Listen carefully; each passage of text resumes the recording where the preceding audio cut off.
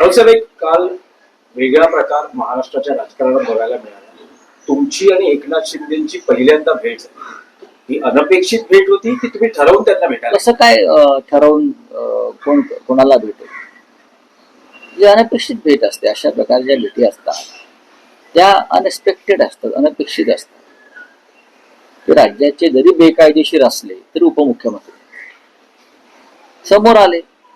आम्ही एका कार्यक्रमात एकत्र होतो. आता आपल्या विचाराची नसलेली व्यक्ती त्या कार्यक्रमाला आले म्हणून त्या कार्यक्रमावरती बहिष्कार टाकण्याची विकृती आमच्यामध्ये नाही. माझा कार्यक्रम झाल्यावर तिथे समोर होते, हाय हॅलो झाला आणि आम्ही निघून गेलो. त्यांनी नमस्कार केला, तुम्ही नमस्कार केला. एकेकाळी तुम्ही जिथे आहात ज्या घरी त्यांचं जाणं येणं होतं.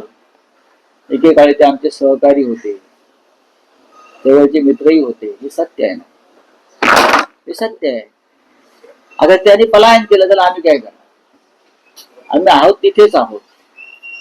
असं आहे की जे नीतिमान आणि निष्ठावान असतात त्यांच्या समोर जे पळून जातात त्यांच्या नजरेला नजर ते फिरवू शकत नाही.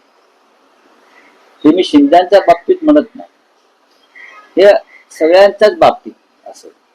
आता अजित पवार शरद पवार एकत्र आहेत, पण सुरुवातीच्या काळात अजित पवार सुद्धा शरद पवारांच्या डोळ्याला डोळा भिडवत नव्हते. हे आपण चित्र पाहिलं असेल, पण हे सर्वत्र आहे. अवघ्या काही सेकंदासाठी हा प्रसंग घडला. त्यावेळेस शिंदेच्या जेव्हा तुम्ही समोर आला, काय एकूण तिथे चित्र होतं किंवा तुम्हाला काय वाटलं? मला काही नाही वाटलं. मला काय वाटणार आणि कशा करता वाटावं?